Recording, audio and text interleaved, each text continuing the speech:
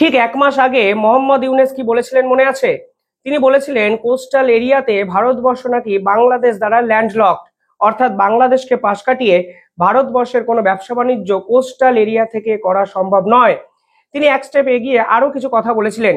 তার মধ্যে যে কথা নিয়ে সব থেকে বেশি বিতর্ক হয়েছিল, যে তিনি দাবি করেন বাংলাদেশ হলো এই কোস্টাল এরিয়ার অভিভাবক, গার্ডিয়ান, এবং তিনি বলেছিলেন চীন যেন এখানে আসে এবং কোস্টাল এরিয়া কেন্দ্রিক এবং সেভেন সিস্টার্স কেন্দ্রিক একাধিক প্রজেক্ট যেন চীনের পক্ষ থেকে গ্রহণ করা হয়। ঠিক তার 1 সপ্তাহ পর ভারতের বিদেশ মন্ত্রী ডক্টর জয়শঙ্কর বিমস্টেক সম্মেলনে গিয়ে প্রথম বোমাটি ফাটান। তিনি বলেন, মনে রাখবেন, বে অফ বেঙ্গলে ভারতবর্ষে সব থেকে বেশি কোস্টাল এরিয়া আছে। তিনি এটাও বলেন এর দৈর্ঘ্যটা হলো 6500 কিলোমিটার, অর্থাৎ কোস্টাল এরিয়াতে বাংলাদেশ ভারতবর্ষকে ঘিরে ফেলেছে। এই ধারণা দয়া করে মোহাম্মদ ইউনূস রাখবেন না। এবং তিনি সেদিন একটি শব্দকে সকলের সামনে হাইলাইট করার চেষ্টা করেছিলেন, যে চেরি পিকিং, অর্থাৎ কোস্টাল এরিয়ার মধ্যে ছোট্ট একটা অংশ সেভেন সিস্টার্স, এবং সেই সেভেন সিস্টার্স কেন্দ্রিক চট্টগ্রাম বন্দর বাংলাদেশের বলে আপনারা ভাবছেন কোস্টাল এরিয়া কেন্দ্রিক সমস্ত ব্যবসা বাণিজ্য বন্ধ হয়ে যাচ্ছে। এই রকম বোকামি আপনারা করবেন না। চেরির মতো ছোট্ট একটা পার্টকে আপনারা আন্তর্জাতিক স্তরকে খাওয়ানোর চেষ্টা করবেন না। সেদিন অন্তত একটা জিনিস পরিষ্কার হয়ে যায়, জয়শঙ্কর যখন এই ধরনের কথাবার্তাগুলো বলেছেন, তার মানে নিঃসন্দেহে তার পিছনে অনেক অঙ্ক এবং সমীকরণ অলরেডি কিন্তু ভারতবর্ষ নিতে শুরু করেছে। আর আজকে খবরে কি দেখা গেল আপনারা দেখুন, তাহলেই বুঝবেন সাম্প্রতিক সময়ে কোস্টাল রিজিয়নে ভারতবর্ষ সব থেকে বড় পদক্ষেপটি কিন্তু নিল আজকে, এবং কয়েক হাজার কোটি টাকার বিনিয়োগ করছে। এবং এটুকু পরিষ্কার হয়ে যাচ্ছে, ভারতবর্ষ এবার বাংলাদেশকে টপকে নিজেদের মতো করে স্ট্র্যাটেজি সাজাতে শুরু করেছে। সে কোস্টাল এরিয়া হোক, কালাদান প্রজেক্ট হোক, চট্টগ্রামকে পাশ কাটিয়ে মায়ানমারের সংযুক্তকরণ রাস্তা হোক, প্রত্যেকটি ক্ষেত্রে আপনারা দেখতে পাবেন মোহাম্মদ ইউনূস এবং মৌলবাদী বাংলাদেশকে সম্পূর্ণভাবে বাইপাস করতে শুরু করেছে ভারত। ঠিক দুদিন আগে একটি স্টোরি করেছিলাম মনে আছে? আমি বলেছিলাম বাংলাদেশকে এবার ভারত অত্যন্ত দুরন্দর একটা প্ল্যানে চারিদিক থেকে ঘিরে ফেললো। আগে যে কালাদান প্রজেক্ট হওয়ার কথা ছিল বাংলাদেশের চট্টগ্রাম বন্দরকে কানেক্ট করে এবং শিলিগুড়ি করিডোরের এই থ্রেটকে আলটিমেটলি ডাইলুট করার জন্য ভারতবর্ষ বাংলাদেশের চট্টগ্রাম বন্দর কেন্দ্রিক মায়ানমারের একটি প্রজেক্ট করছিল, তা এখন সম্পূর্ণভাবে অন্য রকম পরিকল্পনায় বাস্তবায়িত হচ্ছে। তার জন্য ভারতবর্ষ 23,000 কোটি টাকা নতুন করে ইনভেস্ট করছে। আর এবার দেখুন, এই চট্টগ্রাম এবং মঙ্গলা বন্দর, যে বন্দর দুটি দিয়ে ভারতবর্ষ টুকরো টাকরা ব্যবসা বাণিজ্য করে, সেগুলোকে বাইপাস করার পরিকল্পনা ভারত সরকার করে ফেললো। এবং যে পরিকল্পনা এবার সামনে এলো, সেখানে দেখা যাচ্ছে ভারতবর্ষ শুধুমাত্র বাংলাদেশকে নিয়ে ভাবছে না, এবার ভারতবর্ষ আন্তর্জাতিক একাধিক থ্রেটগুলোকে মোকাবিলা করার কথা ভাবছে। এবং ভারতবর্ষ নিজস্ব শক্তিতে মেরিটিয়ানে অন্তত ইন্ডিয়ান নেভি কেন্দ্রিক যে শক্তি আছে, তা কিন্তু 1 লাফে 5 গুণ বাড়ানোর সিদ্ধান্ত কিন্তু এবার নিয়ে ফেললো। কি করলো ভারত? প্রথমত, ভারতবর্ষের পক্ষ থেকে একটি ডাটা সামনে এসছে। সেখানে দেখা যাচ্ছে ভারতবর্ষের ডিফেন্স সেক্টরে টোটাল আগের বছর এক্সপোর্টের পরিমাণ গিয়ে দাঁড়িয়েছে 21,000 কোটি টাকা, যা ঐতিহাসিক। এবং টোটাল যদি প্রোডাকশন দেখেন, তাহলে দেখবেন ডিফেন্স প্রোডাকশন ভারতবর্ষ আগের বছর করেছে 1,27,000 কোটি টাকার। অর্থাৎ ইতিহাসে এই প্রথমবার এত বিশাল ডিফেন্স প্রোডাকশন কিন্তু ভারতবর্ষ করলো। এবং ভারতবর্ষ যা স্ট্র্যাটেজি, আগামী 10 বছরের মধ্যে ওয়ার্ল্ডের লার্জেস্ট ডিফেন্স এক্সপোর্টার হওয়া, সেই দিকে কিন্তু ভারতবর্ষ চেষ্টা করছে। এবার আসল কথাগুলোই ফিরি। কোস্টাল এরিয়া সত্যি ভারতবর্ষের জন্য অত্যন্ত গুরুত্বপূর্ণ একটা পার্ট। কারণ জানেন, কারণ হলো ভারতবর্ষ রাশিয়া, ইরানের মতো দেশ থেকে ক্রুড অয়েল কেনে, অর্থাৎ কাঁচা তেল কেনে, এবং সেই কাঁচা তেলগুলো রিফাইন করে ভারতবর্ষ বিদেশের একাধিক দেশে কিন্তু আবার ব্যবসা বাণিজ্য করে, অর্থাৎ বিক্রি করে। এখানে সমস্যাটা হলো, এই যে ক্রুড অয়েল এক্সপোর্টার, এই যে ভেসেলগুলো হয়, তা কিন্তু ভারতবর্ষের নিজস্ব এর আগে কখনো ছিল না এবং নেইও। তারা ভারতবর্ষ সবসময় বিদেশি শক্তির উপর, এই ভেসেলগুলোর উপর কিন্তু ডিপেন্ড করে থাকতো। ফলে ভারতবর্ষ এখন মনে করছে যেভাবে বাংলাদেশকে কেন্দ্র করে বিদেশি একাধিক শক্তি গুটি সাজাচ্ছে, তা ভারতবর্ষের পক্ষ কিন্তু একটু বিপজ্জনক হতে পারে। অপারেশন সিন্দুরে অন্তত ভারতবর্ষ বুঝতে পেরেছে আলটিমেটলি জিওপলিটিক্যাল সারফেসে সকলেই স্বার্থপর। নিজের দেশের মানে যদি পারপাস না থাকে, তাহলে কেউ কোনোদিন চট করে ভারতের পাশে দাঁড়াবে না, এবং এটাই স্বাভাবিক। তাই ভারতবর্ষ এবার নতুন সিদ্ধান্ত নিয়েছে, তারা গ্লোবাল কন্টেনার শিপ কিনবে এবং ভারতবর্ষের কোস্টাল এরিয়াতে নিজস্ব মেক ইন ইন্ডিয়া প্রজেক্ট আরো বেশি জোরদার করে করবে, যেন বাংলাদেশের মতো ছোট চুটকা চাটকা দেশ কখনো এই রকম অভিভাবক এবং এই বালখিল্যতা স্তরের এই রকম কথাবার্তা বললেও ভারতের যেন কোনো যায় না আসে। দেখুন, প্রথমত ভারতবর্ষ এই মুহূর্তে এক্সটার্নাল শিপ এবং যে অয়েল ট্যাঙ্কার্স গুলো ব্যবহার করে, যেগুলো একটা দেশ থেকে একটা দেশে চলে যায়, তা কিন্তু সবকটাই বিদেশি কোনো দেশের। তাই ইন্ডিয়া সিদ্ধান্ত নিয়েছে এবার নতুন করে 85,000 কোটি টাকা তারা বিনিয়োগ করবে এবং 2040-এর মধ্যে নতুন 112টা অয়েল ক্যারিয়ার্সকে কিনবে, যা নিঃসন্দেহে ঐতিহাসিক একটা পদক্ষেপ। অর্থাৎ পরবর্তীকালে যদি আমেরিকা বলে আমি এই ভেসেল দেব না, ইউকে যদি বলে আমি এই ধরনের অয়েল ক্যারিয়ার্সকে দেব না, তাহলে ভারতবর্ষের ব্যবসা কিন্তু বড় একটা সমস্যার মুখে পড়তো।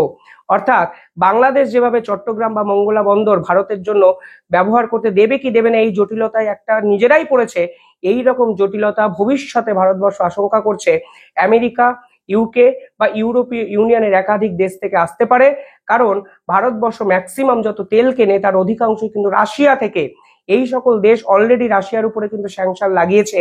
আগের বছর এক্ষেত্রে একটা ঘটনা ঘটে, ভারতবর্ষ যে কোম্পানির মাধ্যমে, যে ভারতীয় কোম্পানির মাধ্যমে রাশিয়া থেকে তেল এনেছে, সেই কোম্পানির উপর আবার স্যাংশন লাগিয়ে দিয়েছিল আমেরিকা।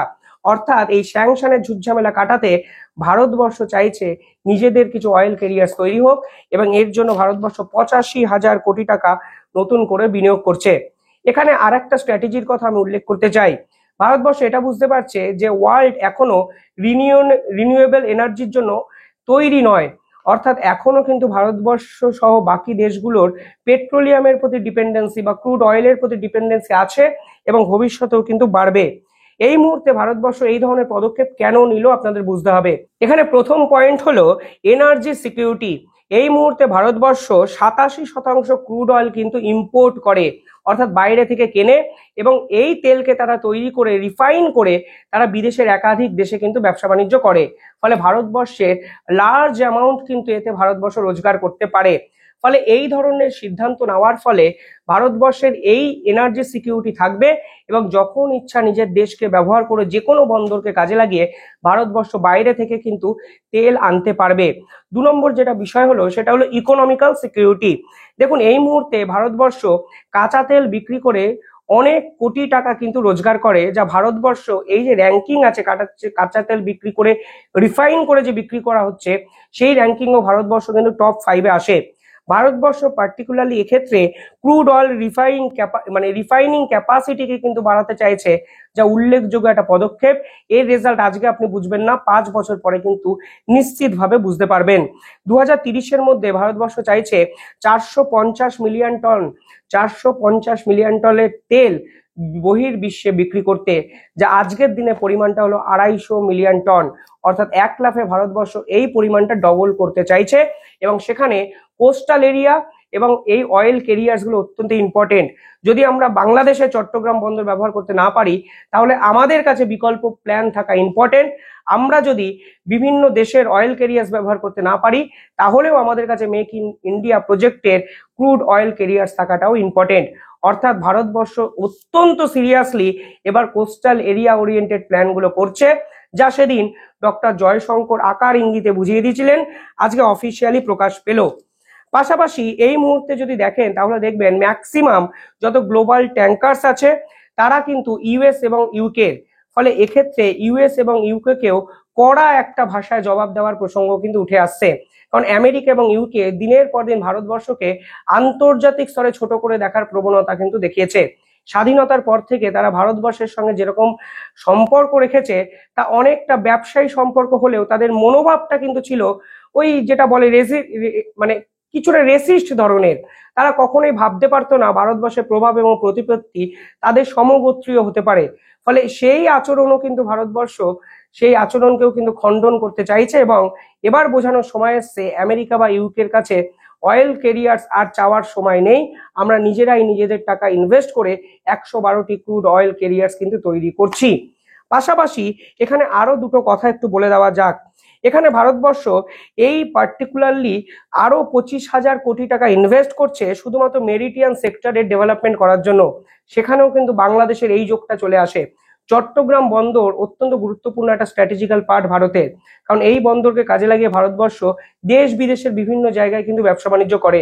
এবার মেরিটাইম সেক্টরে ভারতবর্ষ নতুন করে 25,000 কোটি টাকা ইনভেস্ট করে ভারত গ্লোবাল লিমিটেড নামে একটি কোম্পানি সেট আপ করতে চাইছে, যাদের কাজই হলো গ্লোবাল শিপ ম্যানেজমেন্ট, একটি কোম্পানি যারা এই পুরো বিষয়টা কিন্তু তদারকি করবে।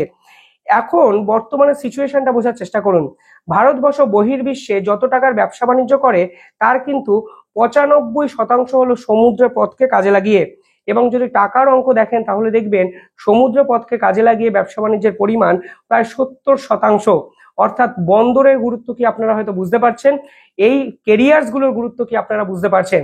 এক্ষেত্রে আরেকটা কথা বলে দেওয়া দরকার, এই যে 112টি অয়েল কেরিয়ার্স ভারতবর্ষ তৈরি করবে সম্পূর্ণ মেক ইন ইন্ডিয়া প্রজেক্টে, একদমই ভাববেন না এর ভিতরে শুধু তেলই অন্য দেশে পাঠানো যাবে, একদম নয়।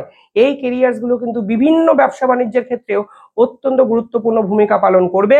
স্পেশালি মেরিটিয়ান ওরিয়েন্টেড অর্থাৎ সমুদ্র পথে যে সকল কাজকর্মগুলো হবে সেগুলো কিন্তু এই শিপ ওরিয়েন্টেড করা সম্ভব হবে।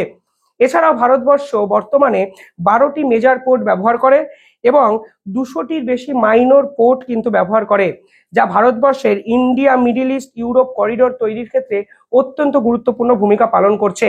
এই 7,000 কোস্টলাইনকে এবার ভারতবর্ষ একদম অন্যভাবে ব্যবহার করছে। কিছুদিন আগে ভারত সরকার কেরালাতে একটি ইন্টারন্যাশনাল পোর্ট তৈরি করেছেন, এমনকি মহারাষ্ট্রেও কিছুদিন পরেই বাদাভান পোর্টও কিন্তু তৈরি হবে এবং এই প্রজেক্ট কিন্তু ভারতের পক্ষ থেকে নেওয়া হচ্ছে। অর্থাৎ আর চট্টগ্রাম পোর্টের উপর ডিপেন্ডেন্সি নয়, মুম্বাই এবং মহারাষ্ট্রে এবং এর আগে কেরালা ইন্টারন্যাশনাল পোর্ট এই এক সপ্তাহ আগে হয়তো উদ্বোধন করা হয়েছে। ফলে সব মিলিয়ে ভারতবর্ষ নিজেদের পোর্টকে ইউজ করার জন্য কথা কিন্তু ভাবছে। আরো একটা উল্লেখযোগ্য ডেভেলপমেন্ট আমি বলে দিই, ভারত কিন্তু হুন্ডাইয়ের মতো এই কোরিয়ার কোম্পানি হুন্ডাইয়ের মতো একটি কোম্পানির সঙ্গে টাই আপ করছে এবং তারা চেষ্টা করছে কোচিং এ যদি কোনো ক্ষেত্রে শিপইয়ার্ড লিমিটেড এস্টাবলিশ করে নতুন কোনো বন্দর তৈরি করা যায়। অর্থাৎ 7 সিস্টার্স নিয়ে হুমকি দেওয়ার দিন মোহাম্মদ ইউনূসের শেষ, চট্টগ্রাম বন্দর নিয়ে ব্ল্যাকমেল করার দিন বাংলাদেশের শেষ। ইউকে ইউএস যেভাবে অয়েল কেরিয়ার্স নিয়ে দিনের পর দিন ভারতকে ডমিনেট করতে চলেছিল, সেই দিন কিন্তু শেষ হচ্ছে। ভারতের নিখুঁত প্ল্যানিং, 85,000 কোটি টাকার নতুন ইনভেস্টমেন্ট, মোহাম্মদ ইউনূস সহ ডোনাল্ড ট্রাম্প এবং ইউকে কে জোর ধাক্কা দিচ্ছে ভারত সরকার, এবং এই ধরনের পদক্ষেপ অন্তত আগামী 5 বছর পর ভারতের আন্তর্জাতিক জলসীমা রেখার যে স্ট্র্যাটেজি তা সম্পূর্ণভাবে বদলে দিচ্ছে, এবং আন্তর্জাতিক স্তরও আসলে বুঝতে পারবে ভারত যা ভাবে তা কিন্তু অনেক দেশই অনেক পরে গিয়ে ভাবে। কিভাবে দেখছেন এই পদক্ষেপ কমেন্টে জানান আপনাদের উত্তর। ধন্যবাদ।